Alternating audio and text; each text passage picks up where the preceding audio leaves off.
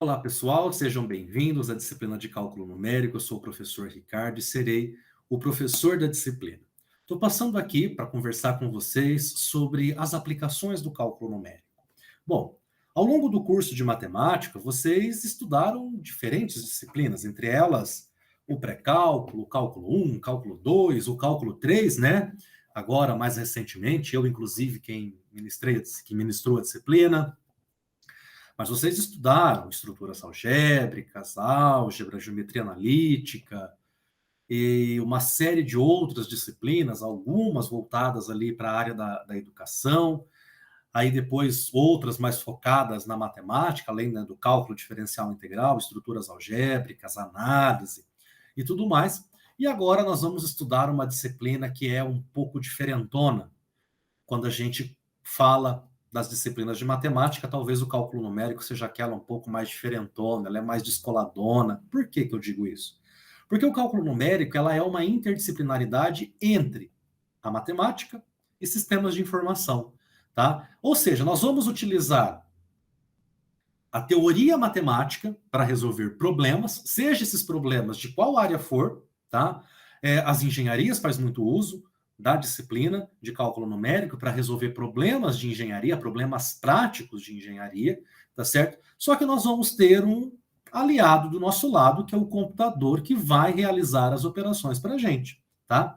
Eu costumo dizer para os alunos o seguinte: o cálculo numérico é aquela disciplina que pega todos aqueles exercícios, ou quase todos, que não era possível de resolver, principalmente lá no cálculo diferencial integral, aqui ele vai dar um jeito de resolver, tá certo?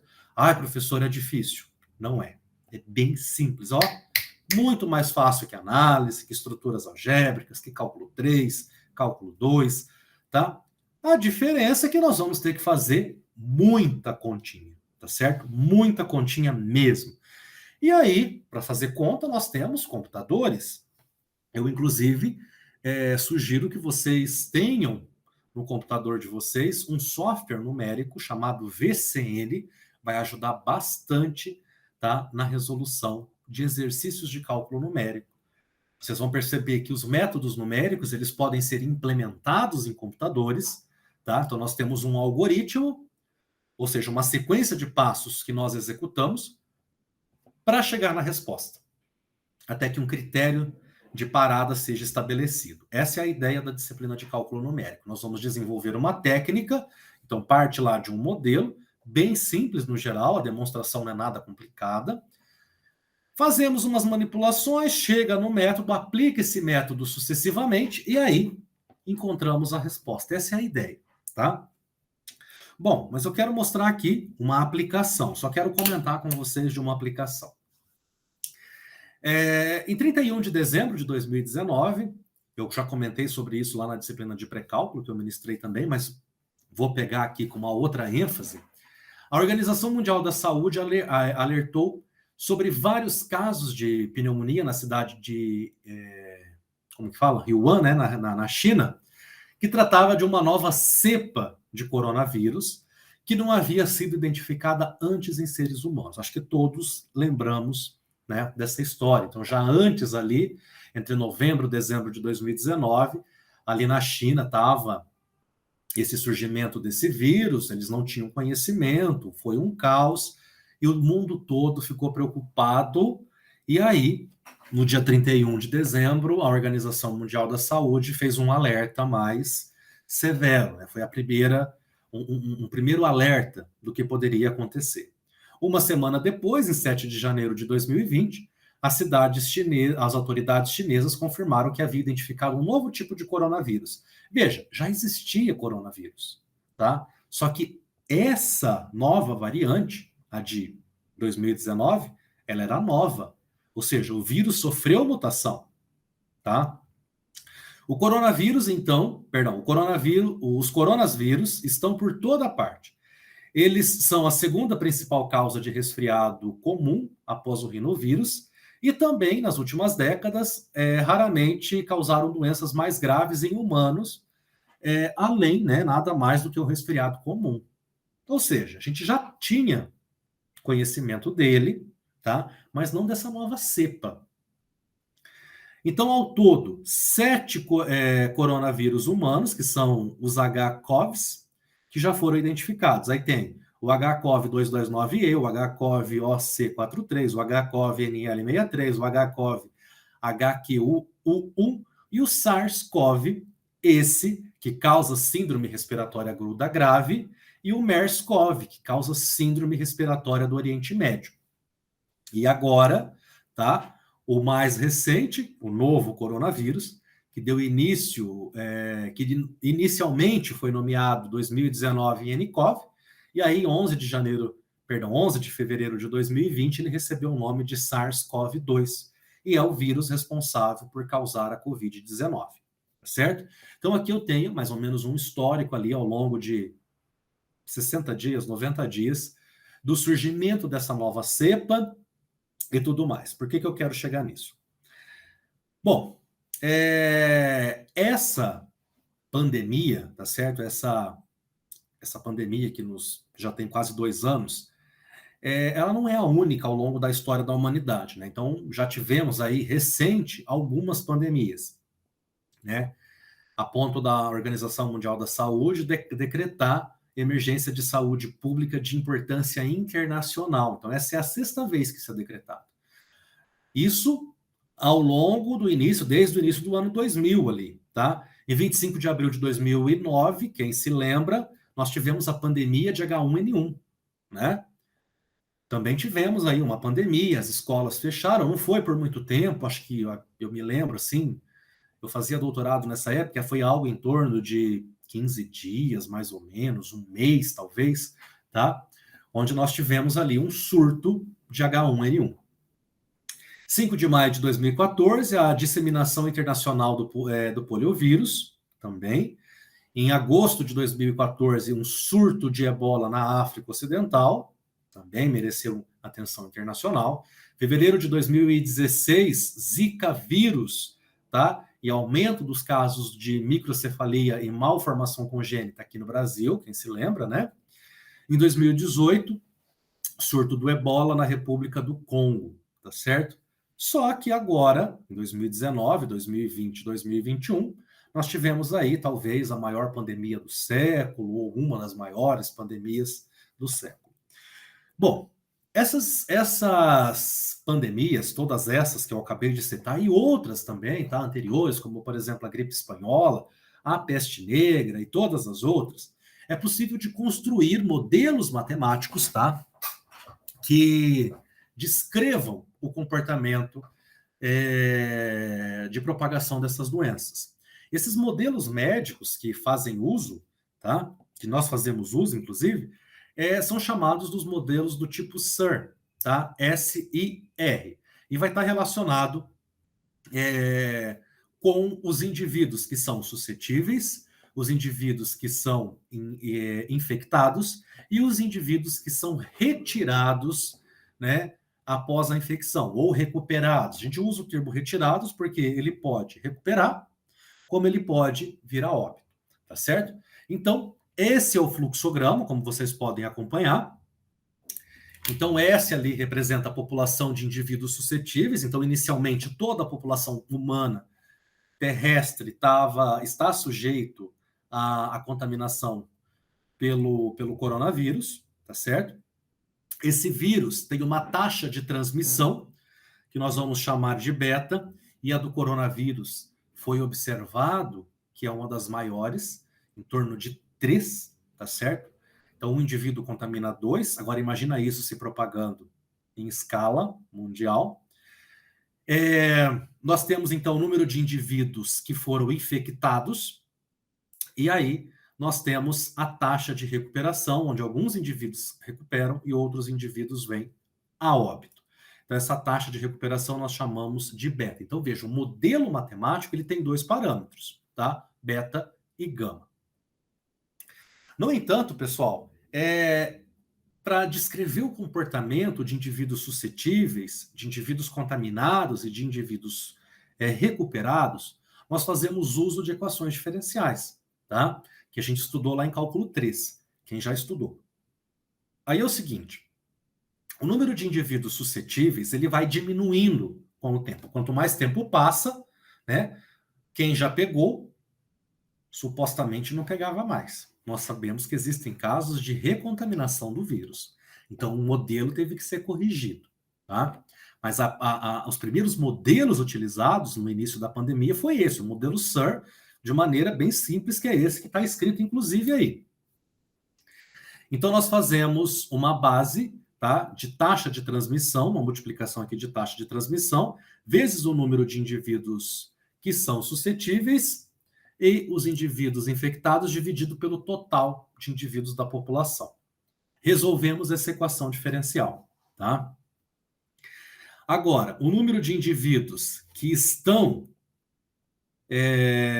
que estão infectados e transmitem o vírus, tá certo? É dado por essa outra equação diferencial que está aqui, ok?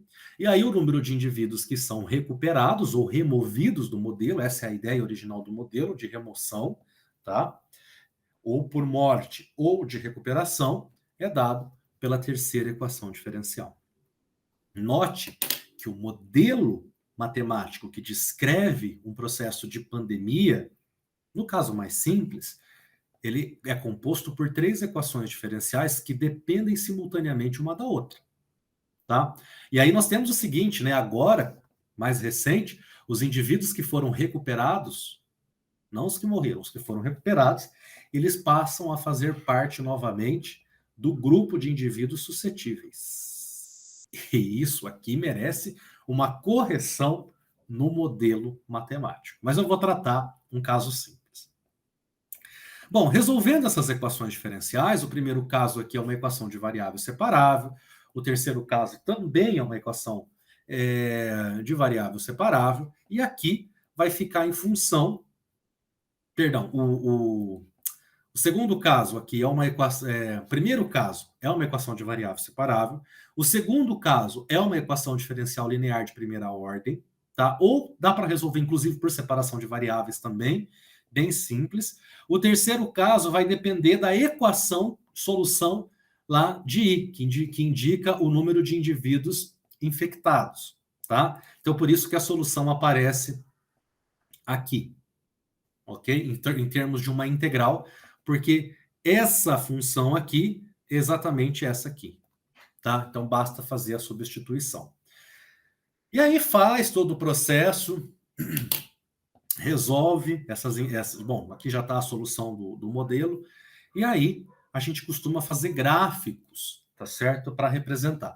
Se vocês se recordarem, no início da pandemia, o que as autoridades médicas falavam? Ah, nós temos que diminuir a curva, tá? Que curva era essa? A curva em azul, pessoal, diz respeito aos indivíduos suscetíveis, ou seja, aqueles que estão, que têm a possibilidade de ser contaminados pelo vírus. A curva em vermelho são o número de indivíduos infectados. E a curva em verde diz respeito aos indivíduos recuperados. Então, a curva que era dito, que deve ser diminuída, é justamente essa curva aqui de indivíduos infectados. Por que eles falavam que tinha que diminuir essa curva? Bom, primeiro que era uma doença que a gente não sabe, né? Até hoje não se sabe o comportamento, porque cada caso é um caso, cada indivíduo se comporta de um jeito, alguns pegam 2 vezes, mais de 2, uma, alguns indivíduos têm problema, outros não têm problemas, mas a ideia era diminuir a curva, e esse diminuir a curva estava em evitar contato social. Então, evitar aglomerações. Por quê? Como o modelo ele é descrito por 2 parâmetros, que é o beta e o gama, tá? Esse beta ele diz respeito à velocidade, entre aspas, com que o vírus está se propagando.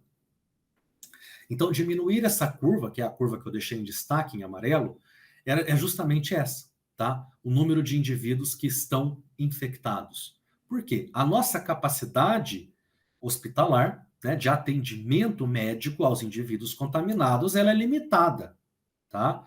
E os indivíduos necessitam, né? A gente não terminou a pandemia, não existiu um fim ainda da pandemia. Existe, assim, uma diminuição do número de indivíduos infectados graças à vacina. Então, a ideia era diminuir, tá? Para justamente evitar esse pico aqui, onde o sistema de saúde entraria em colapso, tá? Então, a ideia foi fazer isolamento social, fazer o lockdown para evitar interação entre pessoa, né? E aí diminuir o número de indivíduos infectados para a gente ter ali a capacidade de atender essas pessoas. Nós vimos que algumas cidades conseguiram, tá certo? Outras cidades não conseguiram, foi o caso de Manaus, aqui no Brasil. Aqui em Maringá, por exemplo, no primeiro momento, aparentemente estava tudo controlado, de repente descontrolou geral, mas a gente tem situações aí em várias cidades do Brasil, a gente acompanha no noticiário o que vem acontecendo e o que aconteceu ao longo de toda a trajetória da pandemia. Então, quando eles falavam diminuir a curva, era justamente essa curva. Agora, como que eles obtinham essas curvas? Tá? Uma vez que o modelo matemático que descreve o comportamento ali dessa pandemia, ele é um modelo que apresenta equações diferenciais, para a gente resolver, ou para poder fazer essas previsões, eram feitas simulações numéricas, tá certo? Fornecia-se valores ali de alfa e de gama, e o número de indivíduos inicialmente suscetíveis, o número de indivíduos inicialmente infectados, o número de indivíduos recuperados inicialmente, então tinha essa, né, inicialmente dispunha de algumas informações, jogava no modelo e fazia simulações para resolver essas equações diferenciais, aliás, essas aqui, tá certo? Não aquelas que eu apresentei, para resolver essas aqui, utilizando métodos numéricos. E o método numérico mais utilizado é o método de Runge-Kutta de quarta ordem, que a gente estuda aqui na disciplina de cálculo numérico. Tá? Então, era combinado o método de Runge-Kutta de quarta ordem para esses três modelos aqui, que descrevem, né, o comportamento de indivíduos suscetíveis, infectados e recuperados ou removidos. E aí chega-se, por meio de simulação, a essas curvas, tá certo? Então, a curva que eles falavam tem que diminuir, como que eles sabiam? Sabiam porque utilizava simulações numéricas, utilizando o método de Runge-Kutta de quarta ordem, tá certo? Então, estou passando aqui para deixar essa informação e mostrar a aplicabilidade da disciplina de cálculo numérico. Bom, nós vamos nos ver nas aulas ao vivo. As aulas conceituais foi eu quem gravei também. Então, se vocês tiverem alguma dúvida, tá certo? Entre em contato lá no Fale com o Mediador. Eu e o professor Thiago estaremos aqui à disposição para sanar as dúvidas de vocês. Então, boa disciplina a todos nós e nos vemos na nossa aula ao vivo. Ok, pessoal? Um abraço e até lá. Tchau, tchau.